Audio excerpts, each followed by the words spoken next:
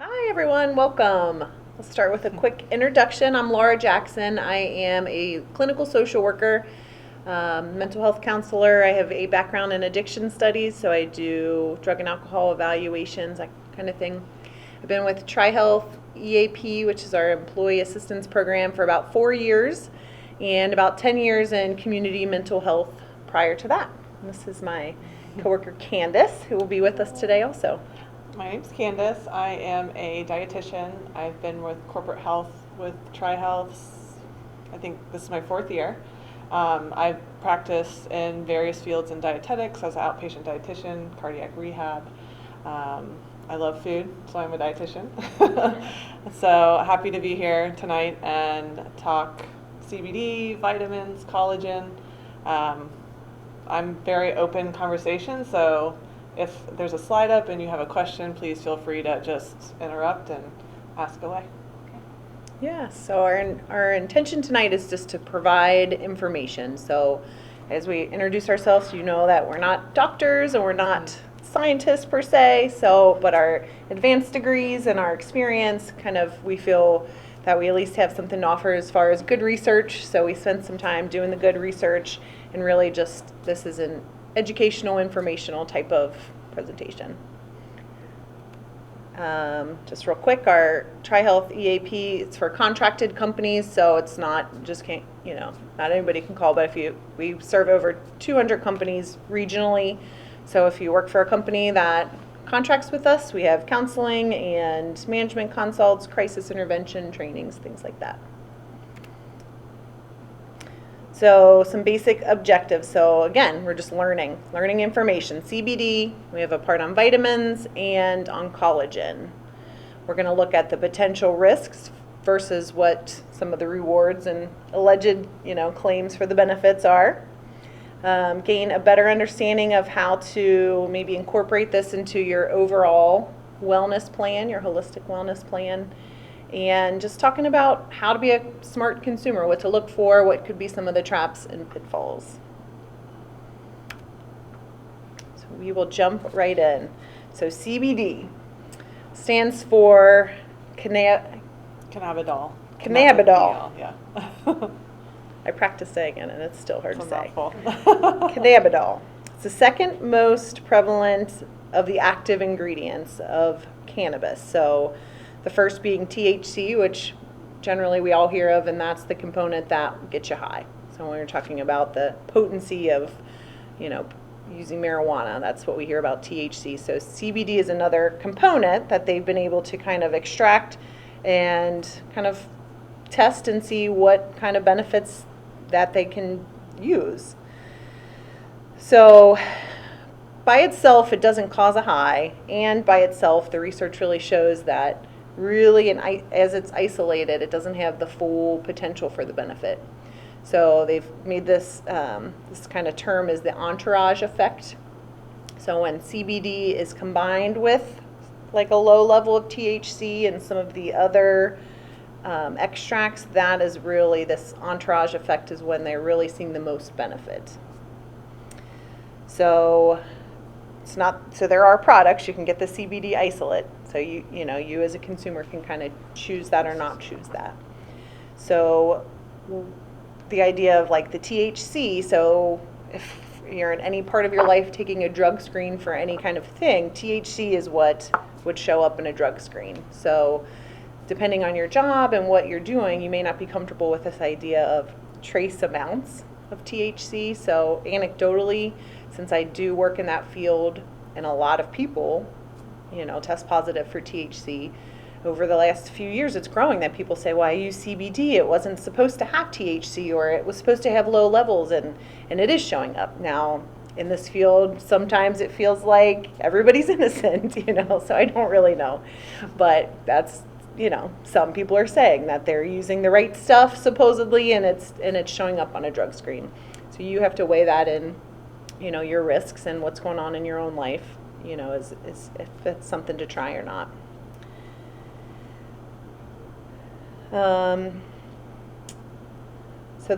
So full spectrum is the whole plant extraction process with the cannabinoids and the terpenes and the flavonoids. So that's sort of, so the full spectrum is kind of like what the plant is intended. It's like kind of mimicking nature. So this has the biggest impact on this entourage effect if they can do this. So this differs from the broad spectrum CBD, which is more like the isolated cannabinoids, or, you know, it could be it's more manipulated, basically. And you'll see that on products, so it'll say like CBD isolate or nano CBD, and you know it's just that CBD. And then typically the broad spectrum and the full spectrum, you will see that warning that it could contain less than 0.3% THC with those products. So every product, if you're buying something, that's what those labels mean for the CBD source. So the 0.3 is what it's the federal legal limit. So that's why that's the number that you're going to see. So should tell you in the marketing if it's 0.3 or below, then it's legal federally, but depending on the state that you're in, it may not be. And then some of them market that they're just over the 0.3. Mm-hmm. They'll just say that. And pending if the THC came from hemp or marijuana. So every state's different with that as well. So that has to do with the legality, is if it's coming from hemp or marijuana. So Ohio, it's legal if it comes from hemp. Again, every state's different, but it has to be hemp derived from Ohio. What is the difference between hemp and marijuana? They're from the same plant family, but the THC content of marijuana has just been genetically manipulated to be a lot higher. So basically they're almost the same plant, but it's typically the THC content. So if you saw the two plants side by side, would you be able to tell the difference between a hemp plant and a marijuana plant? I mean, someone who probably grows them would, but if I was passing by, I wouldn't be able to tell. There's lots of hemp fields in Kentucky. If you're driving through Kentucky, it's a big source of hemp. In the marijuana, I mean, you hear like, oh, it's so much stronger than it was in the 60s and 70s, and that speaks to that. So the level of THC is just gone up tremendously. So people can use a little bit and get a lot of high. So CBD, you can find it in all kinds of ways to take it. So there's the oils and the tinctures. There's a few examples here if anyone wants. I can bring them to you. The oils, you can do sublingually, like put a drop or two under your tongue. You can also use it topically on like an acute area. You've got creams and lotions, again, more topical, capsules and pills. Edibles are very popular now. They have gummies. There's some gummies up here. And just putting it in food and snacks and even beverages. And you hear and see a lot about vaping. So people are vaping nicotine, but you can also vape CBD and THC. And so what you'll see is like a little vape pen, and so it's like a liquid or an oil that they're smoking, inhaling. So most of our sources we did get from credible sources on the internet, but she has a friend, and I had a friend that we kind of talked with too. The friend of mine, he owns the hemp store down at Findlay Market. He's a good resource. And so I was asking him, like, is there really one method that's better than the other? And he said, a lot of people don't like smoking because of the risk to your lungs, but he really feels like vaping is the way to get the quickest benefit. So you have the blood to brain barrier. So if you're smoking it, you're going to feel it quicker. Yeah. What kind of controls do they have over the manufacturing of this in terms of purity? Well, it's not FDA regulated. So, and we will go over this on how to determine if it is a quality product, what type of testing they've done.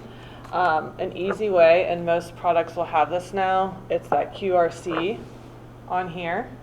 And so you can scan that, and typically it'll pull up their testing right away, so you can see heavy metal content, amount of CBD, all of that. So, and we will talk on that, on how to identify, because you can buy CBD on Amazon right now, but you don't know where it's coming from. And at the gas station. Yes. You also don't know the purity of the THC. Correct. So, like my friend, he owns Queen City Hemp in the CBD business, and he has like when I first met him, like we walked through all this. I'm like, how do you know? And so we'll talk about that, but basically third party, someone else doing it, a certificate of analysis, and how often do they test, batches, all of that. And then going to a store and speaking to someone when it comes to what's the best option for you, dosage, all of that. And typically they'll know, the best sources, the safest sources to use. Yeah, and you're a friend of my friend. I mean, there's no degree in CBD. Yeah. And they're not generally have botany degrees, Yeah. but they're going to be the experts right now with what we're working with. So, especially, it's always good to get multiple information and sources. So, if you talked with a few people and it's lining up, it's like this, you can feel better about having a credible source there. Yeah. The dosage is a thing too. I mean, it's supposed to really label it, but it's, again, if it's not a real credible product, then sometimes, like what my friend was saying, like it'll be like this really expensive thing, and really the level's so low, like nobody's going to get any effect. So in his story, he said, I really only carry very highly potent products because it's the best bang for your buck, and then he sort of coaches people of how to use it in very low doses. So the FDA recently approved one of this kind of high potency CBD pill to treat seizures. But when you swallow something, then it has to break down, and then it gets into your system. So that kind of was the biggest downfall, is that it's when you're taking a pill, it's kind of a slower relief. The lotions and creams, he said, really are good. It's like a little goes a long way, and kind of how he explained it to me is, if you have muscle aches and you're going to take an ibuprofen or a Tylenol, and 3-4 hours later where you would take another dose, it's kind of the same with like a CBD lotion. It's not like it's not this miracle cure that you're going to put it on once and your shoulder's going to feel better. It's kind of using it as part of your recovery or pain management. What's the least toxic to your body? Ibuprofen or CBD oil? I don't know. So it's different, would be different for everybody, I would assume. I think it's good to talk to your own doctor. I also think, I think a lesser used resource for this kind of things is pharmacists. They have such a wealth of knowledge and all of the things you're putting in your body.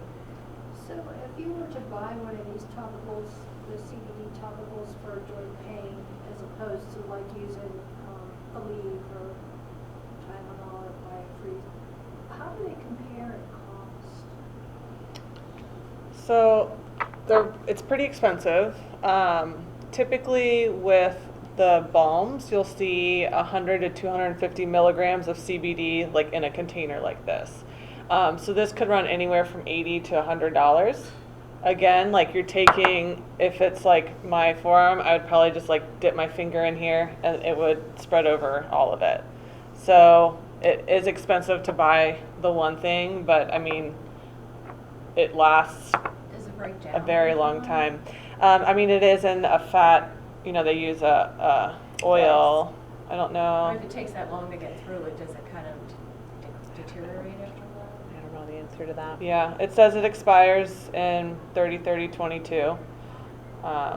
And so I think it was a year from production. So, and we will talk about too, checking expiration dates. Am I going to use this in that amount of time? So is it worth your money? Mm-hmm. Because that is the one thing with CBD products, you don't need a lot. So, the money to. So I've seen like the oil droppers up to like even more, like 120.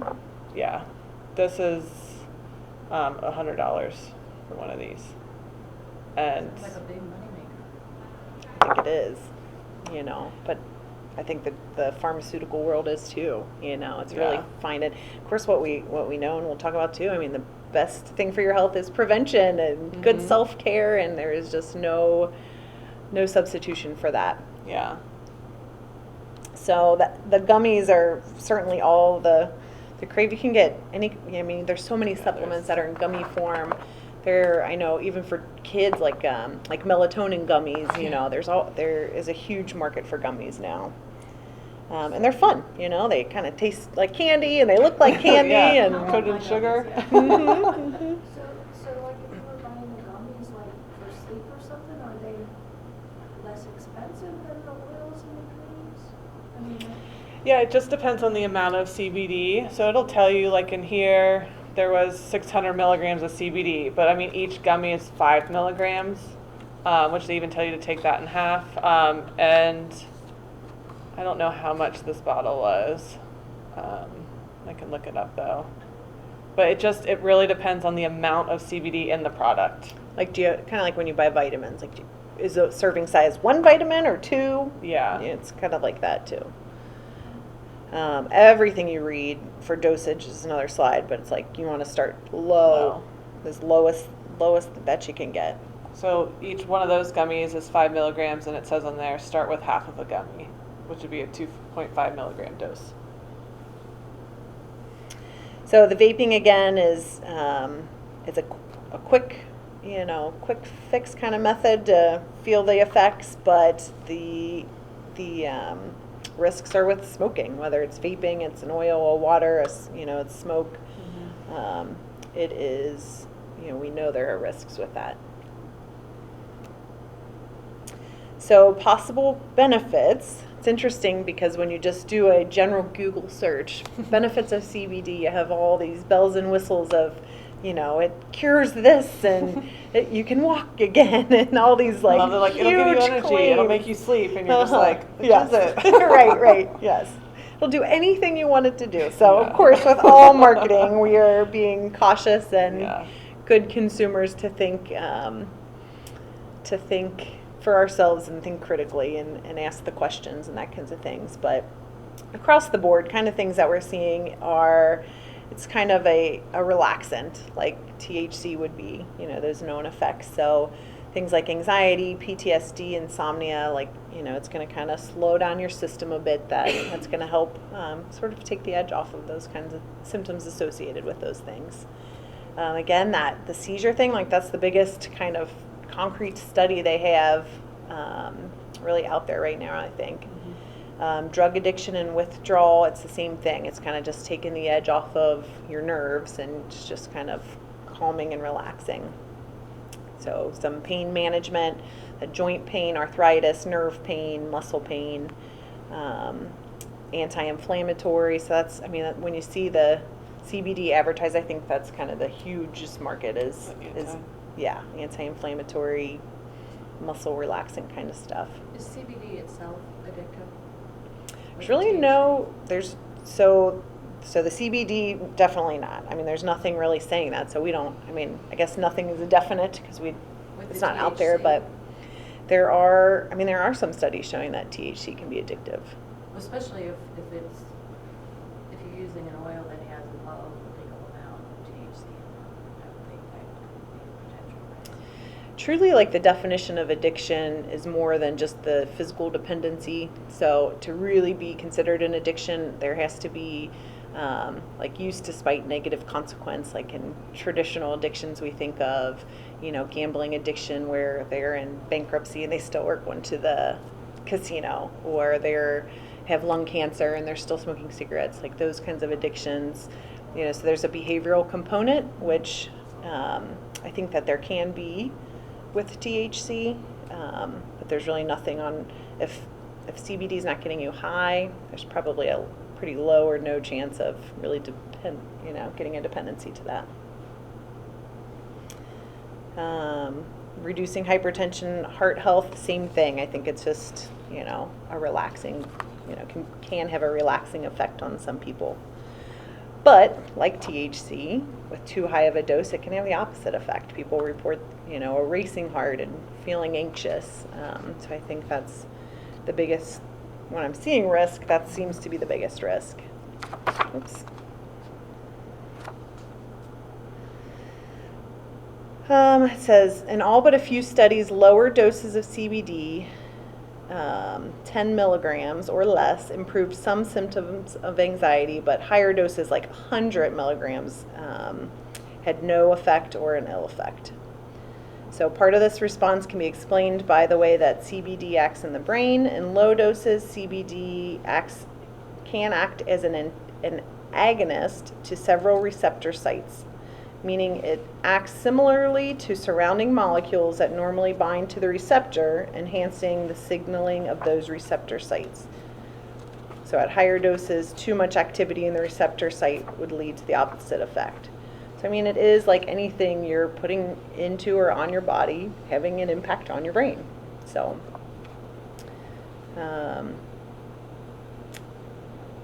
let's see.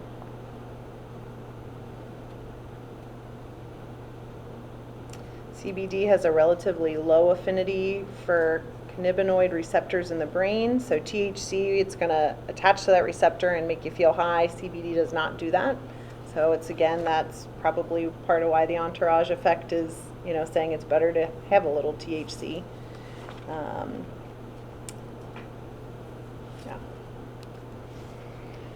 So again, potential risks. Look like very few. There's not a whole lot of research saying it. Too high a doses could be that increased anxiety, upset stomach. We don't have much research, so there's no research on use during pregnancy.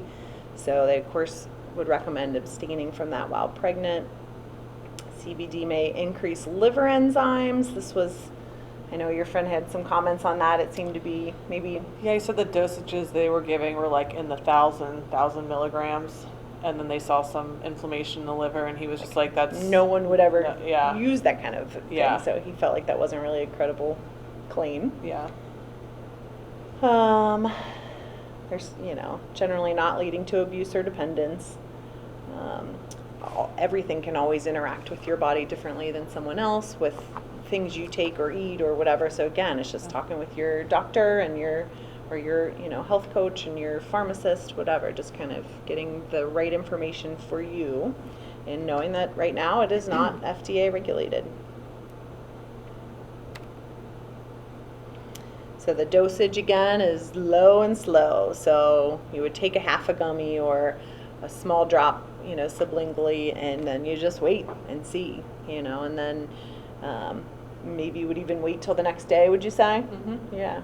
Yeah, usually it'll say on there like 45 minutes to an hour, but typically I always recommend just see how you feel before being like, I don't, didn't work, but yeah, just wait because and some studies too show like you need kind of that buildup in your system, so it's more that daily usage for the side effects that you're looking for, but yeah, it definitely cannot be immediate. So Is it safe for children?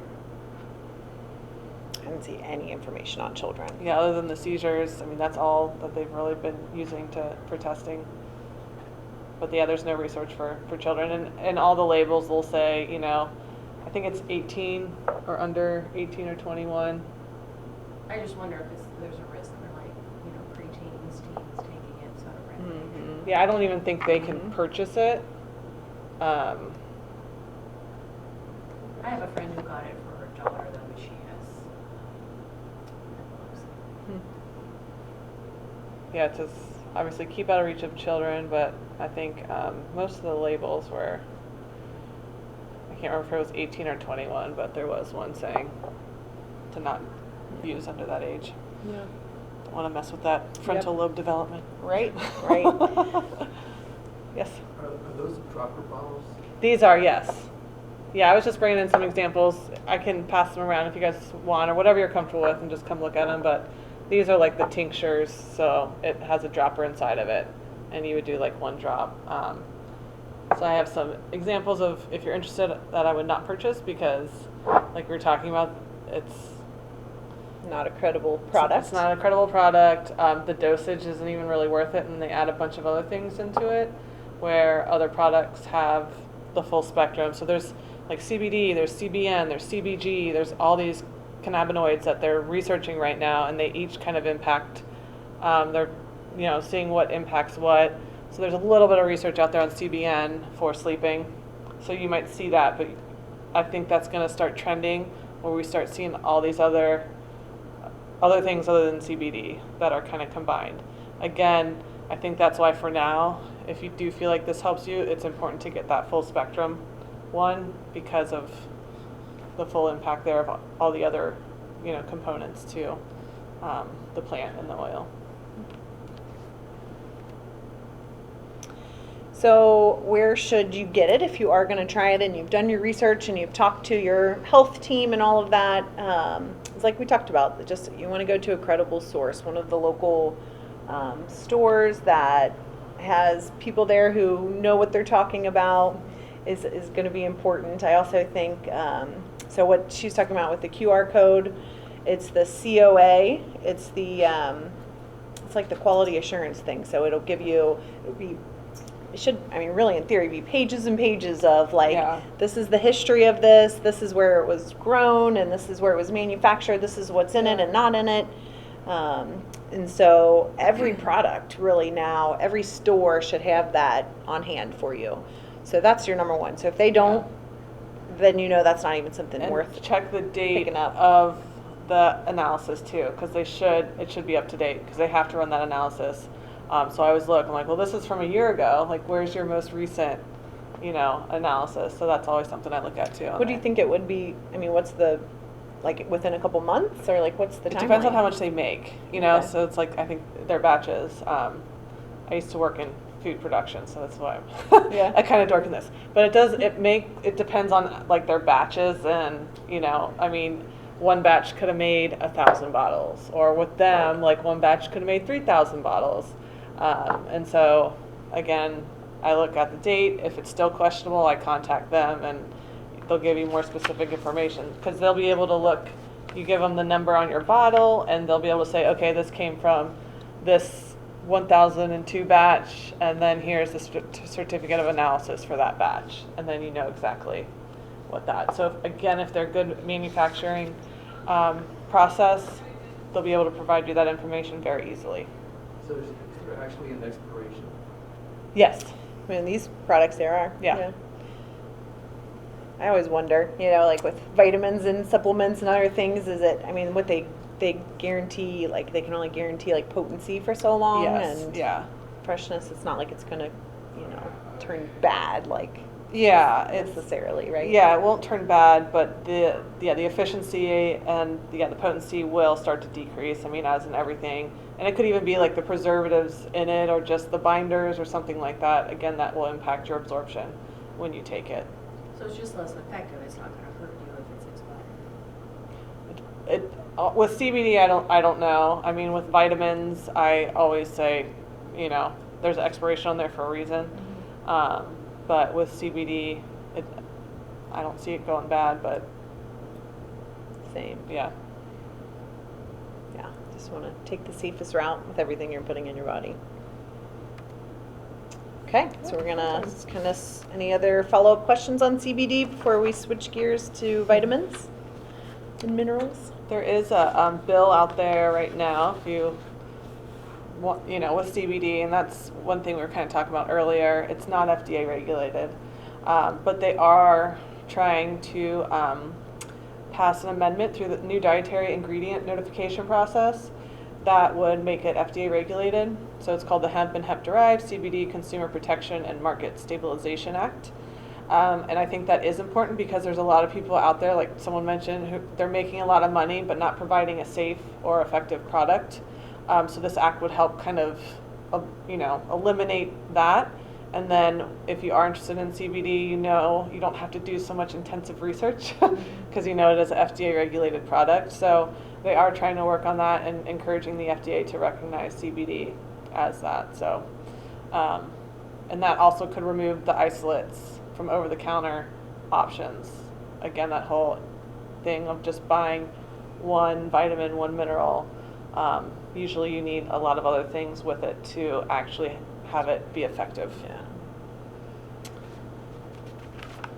So now we will talk vitamins and minerals.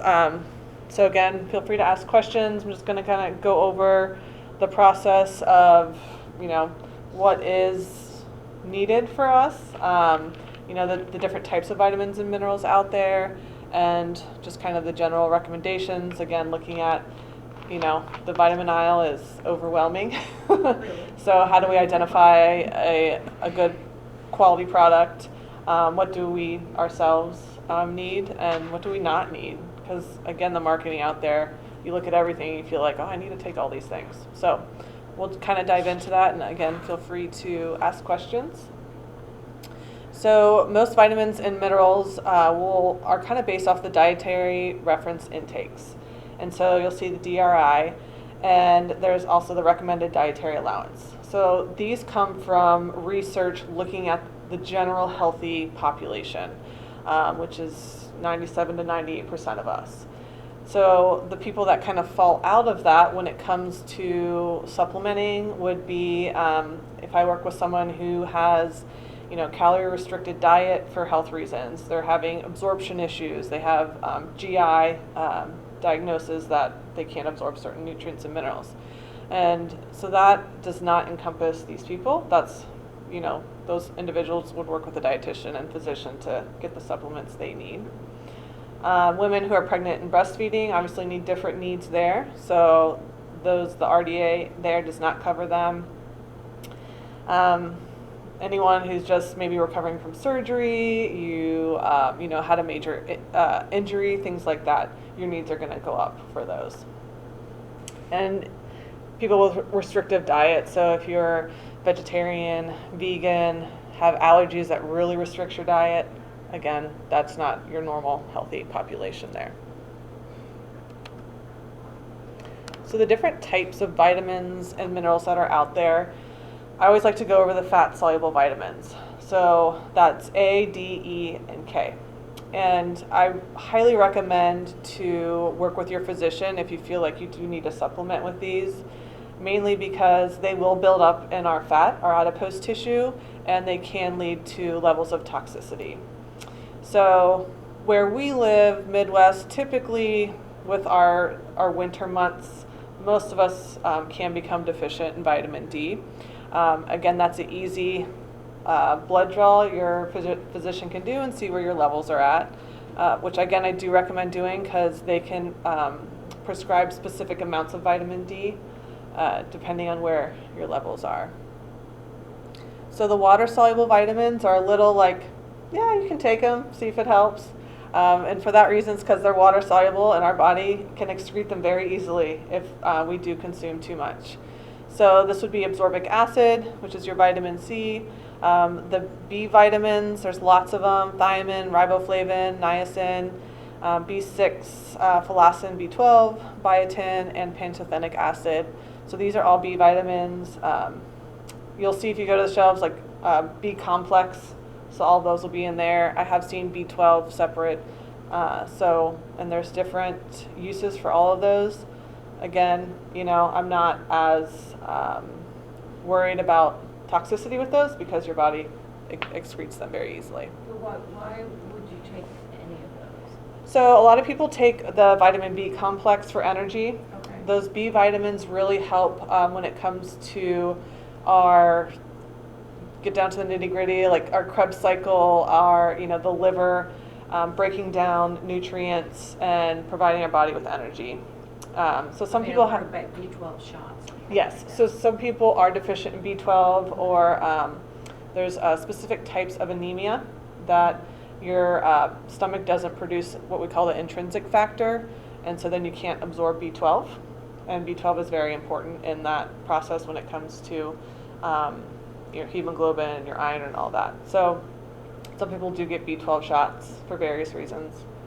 And again, that's stored in your liver and something that your physician can kind of figure out there.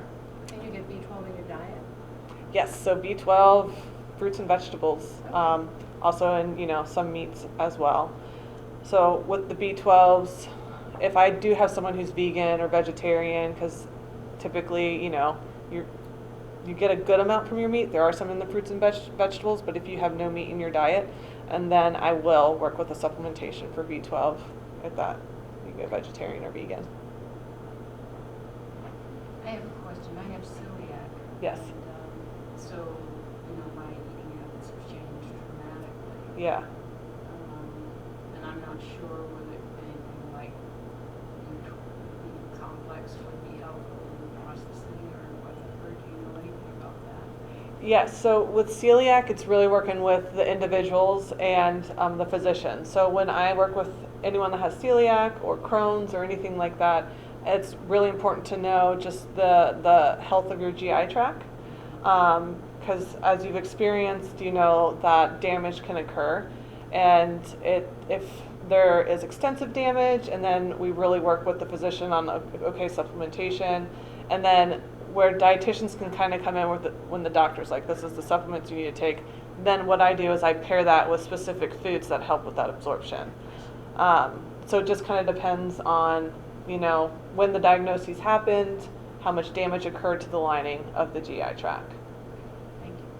How do you evaluate the damage? They'll do colonoscopy scope, and so from there you can really tell, you know, the villi, because our GI tract is really cool. I mean, you can't even, microscopically it's cool. It just looks like all these little fingers everywhere. And then there is bacterial flora on those. I mean, it's just this whole system that we haven't even touched on. I mean, we barely know the interactions it has. But if there's damage that occurs and those villi get damaged, that impacts your absorption. It impacts the flora that help break down the nutrients so your body can't absorb it. And so with the minerals too, again, I recommend if you are interested in taking a specific mineral to work with your physician on this. You know, typically, if I have an individual, you know, who might store these a lot more frequently, like copper, iron, things like that, we have to make sure that that's not in their diet. Is there a symptom of low iron? Yes. So low iron, and it depends with anemia, but that would be fatigue, shortness of breath if you're going up the stairs. Just typically it's extreme fatigue. We will see, you could have some paling of the face, but usually it's fatigue is one of the first symptoms that we find. And again, like if you're going up the stairs and you're short of breath. It can kind of look like depression as well. So if you're doing an assessment for potentially depression, you'd send them to their doctor to do these kinds of levels as well. Yeah, because like vitamin D, iron, if you're not getting oxygen to your cells, then you feel drained all the time. I think meat's a source of iron. Meat has heme iron in it. So there's two different sources of iron. Any animal products, eggs will have the iron that our body absorbs the easiest. When I work with vegetarians, so there is a non-heme iron, so like spinach has that. Broccoli, usually your dark leafy greens will have a lot of iron, but it is hard for us to absorb because it has this extra bond to it. So that's when I was kind of talking about like the B12 intrinsic factor. We need vitamin C with that. So, okay, there's a pairing going on. There's a pairing. So if you were to eat a spinach salad and you had no vitamin C with that, you'd probably absorb anywhere from 10 to 20% of that iron. If you squeezed some lemon over it or had some red bell pepper or strawberries or something with vitamin C in it, your absorption could go up to 80% with that. Should that be raw or cooked? Either or when it comes to iron. Okay. The iron will stay the same with raw or cooked. Thank you. Isn't there a conflict between calcium and iron? There is a little bit. There's a reason that iron is not in a multi? Yes. So when it comes to absorption, if you get to, the cell structure of absorbing that, the cation, right? So iron and calcium have the same, it's a +2 charge. And so that's what our body kind of looks for absorbing. And I typically don't worry about it too much unless someone is very anemic or with children around 1 year. I don't want that milk and iron to be pairing just because of there. But typically if you're healthy, I don't worry too much about the calcium and iron combination in meals. Really? Okay. What about mineral water? That's like trendy now. A lot of people Yeah. are drinking. Is there like benefit to that? I mean, a little bit. To me, if you like it and it gets you to drink some water, that's Not good. tastes good. But I don't think so. but I always talk money wise. If you're kind of paying for something extra that you might not really need, but if it's a treat and you enjoy it, then Gotcha. Maybe it's the vegetarianism. I wasn't aware of this. I said, when I go to donate blood, I haven't made the threshold a couple times. Is it because of your hemoglobin or iron? Do you know what they're testing? This is for iron. Iron. Okay. I think the threshold is, they want 39. Okay. And, yeah, the blood yesterday, I got to 40. Oh. And this is Congrats. This is with ODing on iron pills for 6 days. Oh. Did you tell your doctor you're doing this? When I was borderline anemic, he was like, you need to stop donating blood for a while. Give it up for a while. That's what my really? doctor told me. So you better ask, yeah. I thought donation was a healthy thing to do. I don't know. Oil change for the body. Yeah. I don't know. That's what he told me. Because your body has to work to Yeah. back up. Yeah. Yeah, I mean, I would say for iron absorption, especially if you are kind of borderline there, that pairing is very important. So pairing a vitamin C source with, I was very conscious of not. yeah, yeah. And then cast iron skillet. Oh, yeah. That's another good one. That got me to my to-go above to be able to donate is just cooking in a cast iron skillet. What about raisins? That's what my mother Yeah, always said. yeah, raisins are a good source too. Yeah, Of iron? yeah, Really? yeah. That's what I fed my kids when they were little. But they're high in sugar, right? Yeah, I mean they're dehydrated, but if you eat a little handful for a kid, yeah, that's fine. Better than gummies. Yes. All right. Okay. So, should you supplement? And in general, the standard multivitamin that they have is okay for everybody. You're not going to, again, healthy individual reach toxicity levels with those. And you'll probably see out there's specific vitamins. You'll see the women, the male. You'll have certain age ranges for the vitamins. There's a bunch of different ones out there. So there will be small differences in it. If typically you're a woman and you're menstruating, you're going to need more iron. So there's going to be more iron in those.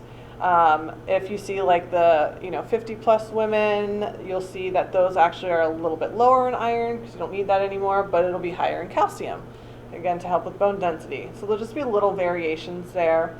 Men's formulas typically are lower in iron as well. That's really the only difference with the men's, unless they have some other things on there. Senior formulas, so those will definitely be higher in vitamin B12. Again, that's just B12 is great for the breakdown cycle of our food to energy. You'll see more vitamin D in there, which helps with a lot of different things. And the B12, it kind of depends. Again, I'm cautious with the B12 because if someone's on a blood thinner, you obviously don't want that. So if you do want to do a senior formula, obviously it's very good to talk to your doctor about taking the supplements if you're on any other medications that will have some interactions there. There's a question here. Question? Yeah. I've had 2 docs recommend vitamin D. Yeah. And my primary says he even feels better. Yeah. Oh yeah. You can sense it. Mm-hmm. Really. I mean, vitamin D definitely, we'll see it, and I don't know if you see it with the seasonal depression, but usually if someone is not feeling good and it's more of a seasonal thing, and I'm talking to them about food, I'm like, let's go get a blood draw, see where you're at, and people go back on it and it's amazing. A month later they're like, I feel normal, I feel better, because vitamin D just can impact so many things. Is it D3 though? D3. Yeah, there's D2 and D3, but D3 is kind of the main one there. And there are food sources of vitamin D, but you just need so much of it, so it's supplementing with it. I do recommend, if your doctor definitely does. With vitamin D, I will say too, pairing it with a high fat meal. So it's a fat soluble vitamin, pairing it with something, whatever meal that you feel like is your highest in fat, pair it with that. And typically we'll see an increase in absorption of up to 30%. Really? Can this be a vegetable fat? Yeah, vegetable fat. Yep, that's fine. Because I was just diagnosed with osteoporosis.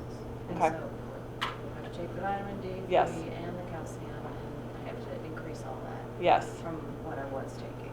And I didn't know that I needed to take vitamin D with fat. Yeah, it'll help increase absorption. So. Okay. You add whichever meal, and that's, Would be like cottage cheese be a fat?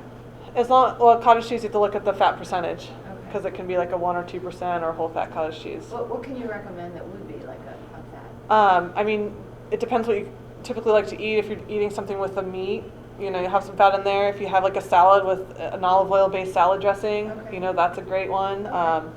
Eggs, you know, anything that has What about peanut butter? peanut butter, avocado. Avocado. Yeah, avocado. So just anything with, again, just that meal that has the highest amount of fat. You should do the avocado and egg for breakfast. That would be perfect. Great. Let's see. And then, so prenatal formulas are very important, basically because of that folic acid. So you definitely need the folic acid and a lot more iron as well. But that folic acid really helps prevent the neural tube defects that we can see in pregnancy when that is low. And I also recommend the iron as well, because if a woman's iron levels are low when they're pregnant, that can impact the iron levels of the child. So that's something I work with a lot too, because we'll see at 6 months their iron levels start to decrease, and at 1, if they didn't have good levels when their mom was pregnant with them, we'll see low iron there as well.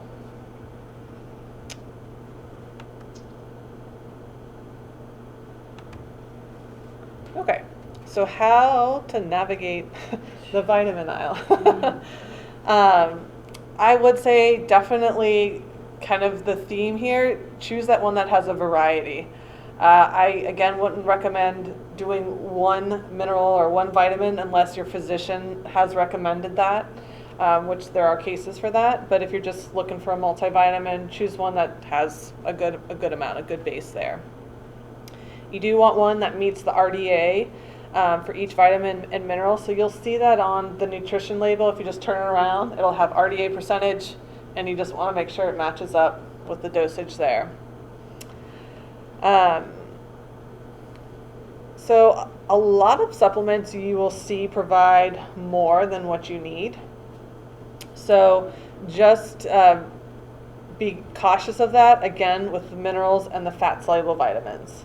So those are ones that you really just want to stick to the recommended dietary allowance there. Is there a brand, I mean, like, is there 1 or 2, 3 brands you could recommend? There's Nature's Plus, I mean, There's so many, yeah. Nature's Bounties, there's Yeah. so many out there, and I mean, I get Yeah, overwhelmed. I I know, I do too. Yeah, I will talk about that. I will say though, the generic typically is just as fine as the off-brand. You're looking at how much, is it giving me what I need, is a full spectrum, and the generic can be just as fine. I will go into, I didn't put it on here, but it also depends on your tolerance. So if you're taking, were you just taking straight iron? Yes. Because that can cause some GI upset in some people, and so there are like synthetic, sources, and there's also natural sources. I have some people that can take the synthetic and it doesn't bother them and they're fine. I have some people that take the synthetic and they're nauseous and throwing up and just don't feel good, and then they try a more natural supplement and it doesn't upset their stomach as much. So I will say just it depends on the person with that. But I wouldn't go spending $50 on one where you can get the generic for $25. The reason I asked about brands is because my doctor told me I need another 1,000 IUs, I guess, Yeah. of vitamin D. And I looked online, and he had recommended this company called Pure. Mm-hmm. And to get, I think they make Bono, I think that's what it is. Yeah, no, Pure's a, Pure. And he said he has a friend that yeah. And they're speaks pretty very reasonably, highly of the company. But yeah. The bottle of the vitamin D from Pure was like $38, and the Nature's brand or Nature's Bounty right next to it on Was- Amazon was like, I don't know, $8.99. I'm like, what's the difference? Yeah. Except the price. The pri- I mean, what yeah. would be the difference? That's interesting. I like Pure. They're reputable, but I would look at the amount that, Okay. because that price difference, doesn't make sense to me because usually Pure is like one on the cheaper end. Oh, is it? So I'm wondering if it was just like a lot of capsules. So Maybe. I would look at that and see like, okay, this is 3 months worth compared to 1 month. Gotcha. Because usually price-wise, Pures they're pretty decent. Are they? Okay. So I would look at that and see, the time on that. But again, if it's not, I mean, it's fine going with the cheaper version of that. You want to make sure it has that the United States Pharmacopoeia, the USP seal. Uh-huh. I get cautious of ordering vitamins off Amazon. I'm just gonna, I usually don't recommend it. Where else could I get Pure then? I usually get it from a Wholesaler? Yeah, I get it from a wholesaler. So, and your physician might be able to. So, as a licensed dietitian or medical professional, you can. He just told me to order it To off order. Amazon. I would Yeah. try Susan's Natural World at Home Beach. Oh, Yeah. good idea. It'll be good. What about the one that's on Wasson? That natural? They might. Yeah, it's possible. Yeah. Yeah, don't Susan's know. probably more likely to have it. Okay. Yeah. Is the online trap is the expiration date, do you think, is the It's an thing, online or- trap, and then there's just been some question with Amazon and their sourcing. So has been a lot of How it's stored, yeah, Ah. yeah, yeah, warehouses. yeah. It's all Oh, gotcha. storage. That makes sense. That was another question I had because in my condo, I have like under cabinet lighting in my kitchen. And Yeah. I was storing my vitamins on the shelf Does it get hot right up? above it. And Yeah. I'm like, oh, that's a lot of heat Yeah, up there. you want so- cool and 'cause dark. That breaks it down. Mhm. Right? Okay. And I always, if there's any question, so like the one place I get our vitamins from, they'll say, okay, we're sending it within 2 days, and like our probiotics will be like in a frozen container, and they're like, we have to ship this in 2 days. But always read the label; they'll tell, and if you don't have a cool, dry space, put it in the fridge. Oh, okay. I tend to have confidence in a source like Costco. Yeah, and I'll talk about that on Collagen. I know we're doing on time. We got 5 minutes. Okay, so Costco is good, and I'm going to talk about that with the collagen. But yeah, usually the products that are being sold at Costco already have that USP, FDA regulated, all of that. So Climate control? typically, yeah, they do a pretty good job with that. Again, the big warehouses, but so we kind of already went over that. Again, synthetic versus natural just depends on you and how you feel with it. Again, there's no one supplement that has been proven to cure XYZ. So it's the whole lifestyle approach. Does this little bit fit in with what you need? So collagen, I'll try and go through this quickly, but again, feel free to ask questions. So collagen, we naturally have it in our body. It's the glue that holds us together, right? It's very important for working out, for being flexible, all of that. And so it's also found obviously in fish and animals. It's a protein, and that helps bind their tissues. So as we do get older, we start to break it down a lot faster. And it's just with age we find, okay, your increased arthritis, things like that, and that's where that breakdown from collagen can occur.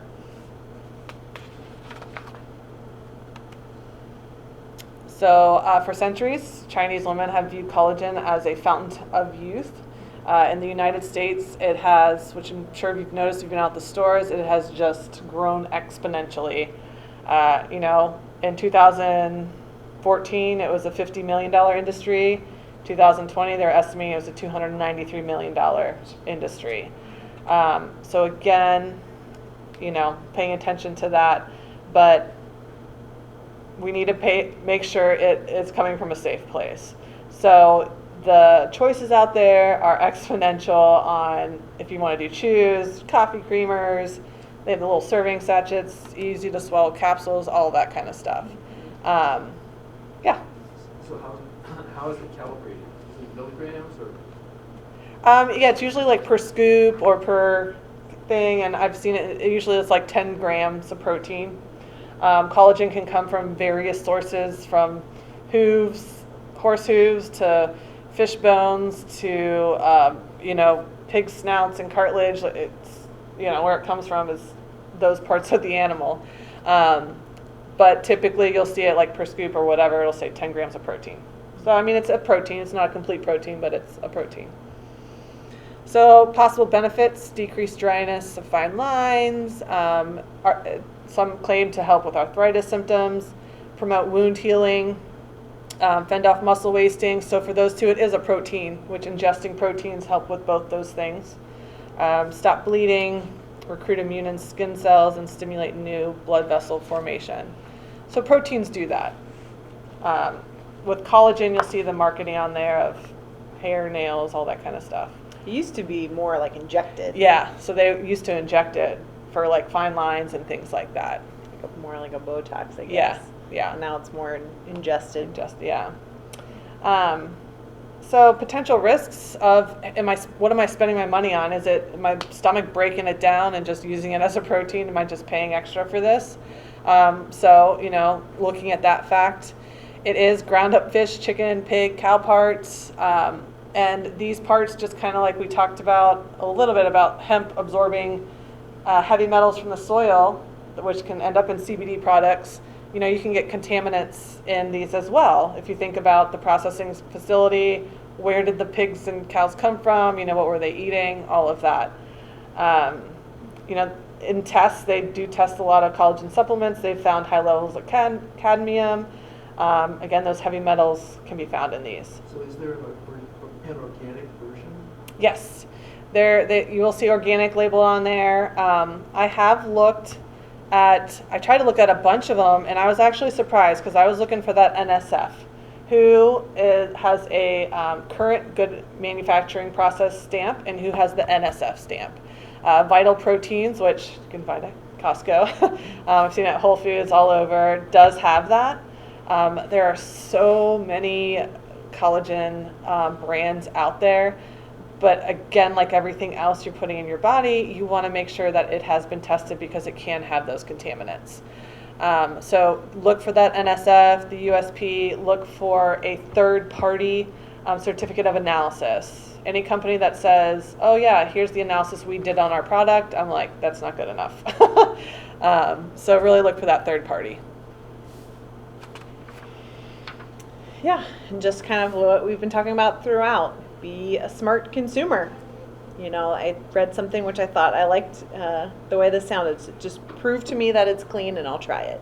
We should be, anything we're putting on or in our body, that should be sort of our motto.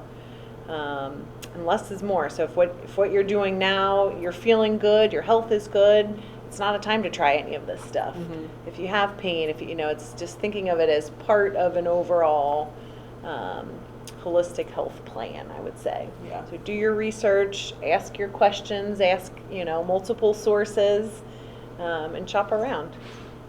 And they should provide it. If they're hesitant to provide you information, that's a big red flag. I'm like, okay, nope. Run the other way. Can you recommend a good collagen? The Vital Proteins. Vital? Vital. Is that the name of it? VITAL proteins. I've seen them around a lot.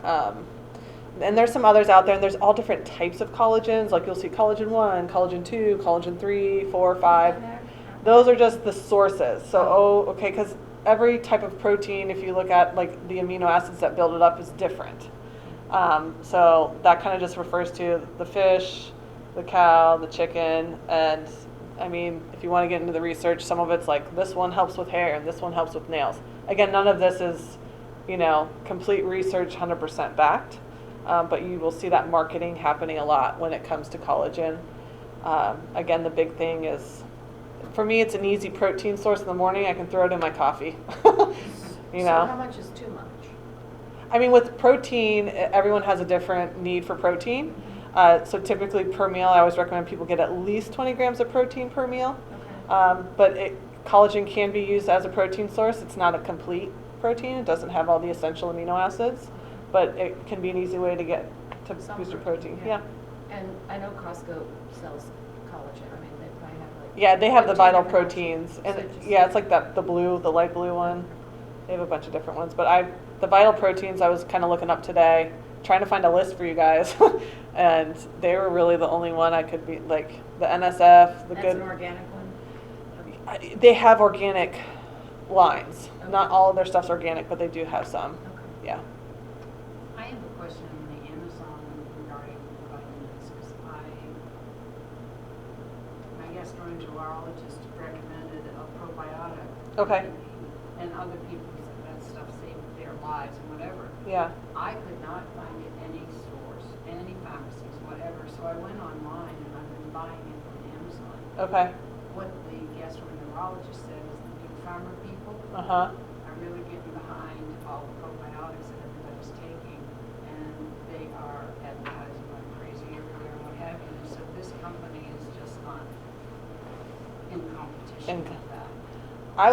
I would ask him if he can prescribe you a probiotic. I've worked with a few gastroenterologists where there are prescription ones. Okay. And especially, with any kind of GI.